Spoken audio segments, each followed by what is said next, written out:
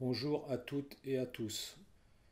Bon, au départ, cette petite vidéo, je comptais la partager qu'avec les personnes qui travaillent avec moi à l'atelier de Lagne. En final, je me suis dit que peut-être ça pouvait servir à tous, bien que bon, la première partie n'a pas été filmée. Donc là, je vais reprendre au stade où j'en étais resté.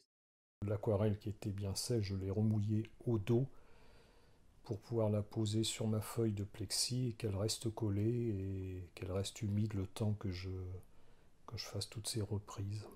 Alors voilà le stade initial et le stade final, voilà. Alors c'est parti. Donc là je commence par mouiller à l'eau claire, à l'eau propre en fait, les surfaces où je veux intervenir.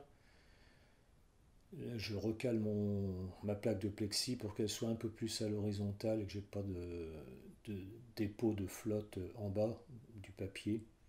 Bon, je mouille largement au-delà de mes reprises.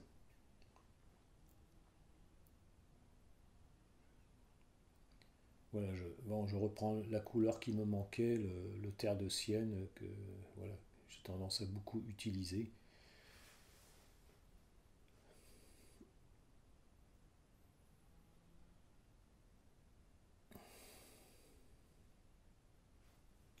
Et bien entendu, je bouge le papier pour que les pigments naviguent dans l'eau sans laisser de traces. J'utilise pas mon pinceau. Je fais la même chose au niveau de la plage. Je mouille un petit peu à l'eau claire avant. Je dépose un peu de pigment à droite, à gauche. Je penche, j'incline mon plan de travail.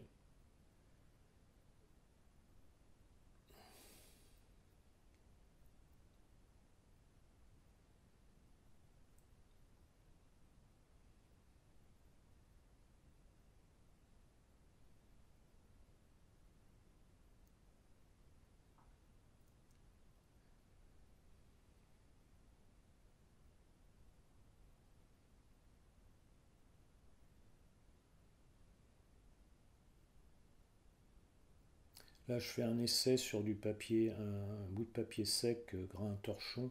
J'aurais voulu faire des effets de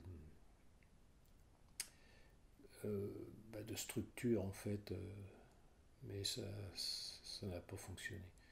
Alors je change, même au niveau de l'eau, là, enfin de la mer, on va dire, je change un petit peu la couleur aussi en rajoutant un petit peu de terre de sienne, comme j'en ai mis dans le ciel et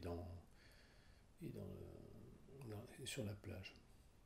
Là, je mets quelques taches orangées carrément, enfin avec du orange.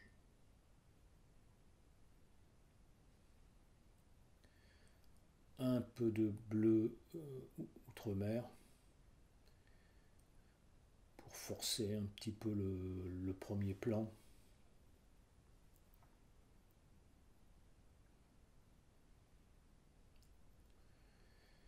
Un petit coup d'essuyer au niveau du ciel pour faire apparaître plus de lumière. Donc je frotte avec un pinceau plat et de l'eau propre et puis ensuite un coup de sopalin. Bon là j'ai sauté un peu une étape, on voit que les blancs je les ai un petit peu fondus. Je sèche pour pouvoir attaquer plus de détails, qu'il n'y ait pas de problème de dispersion de ce que je vais faire dans l'eau. Voilà, je trace le mât.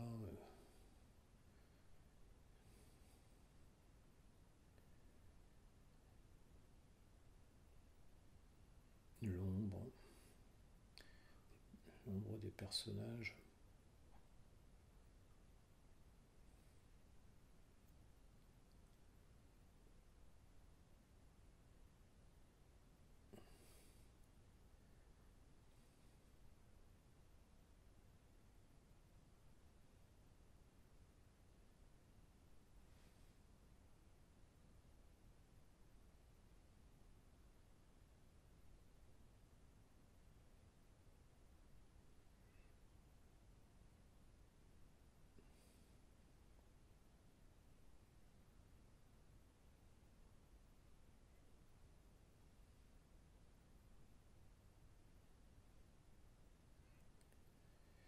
quelques essuyés pour donner encore un peu plus de relief au premier plan, des petits détails au fond.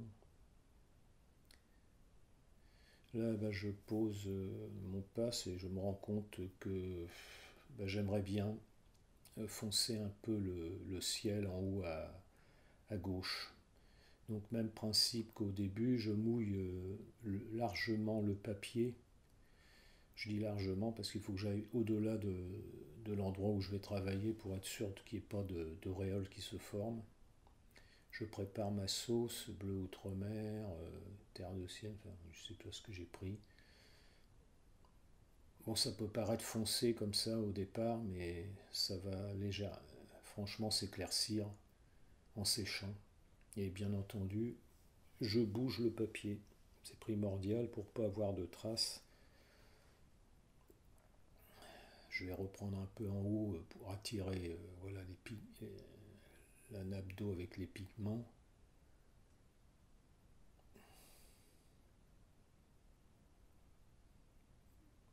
Là, je viens de déposer, de rincer mon pinceau en fait, sans toucher le papier,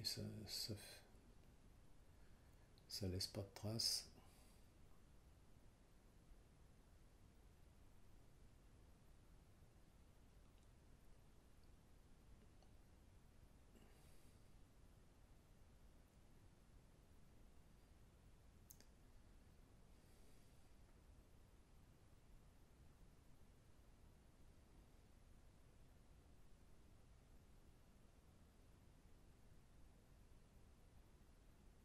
Je mets encore une grosse goutte de terre de sienne.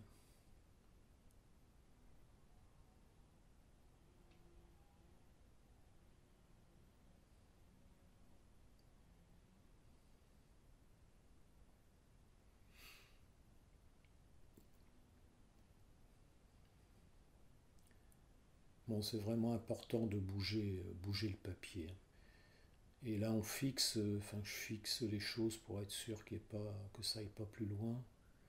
Je fais un dernier test avec mon passe, je signe. Et je vais encore rectifier. Là, j'estompe un peu les bords de.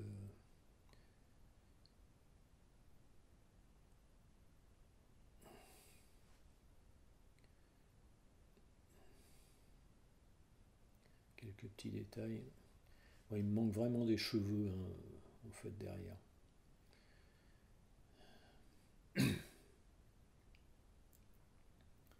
Voilà, là c'est, on va dire que je me suis arrêté là. Voilà. Donc l'aquarelle terminée. Donc j'espère que ça vous aura apporté quelque chose. Allez, à la prochaine.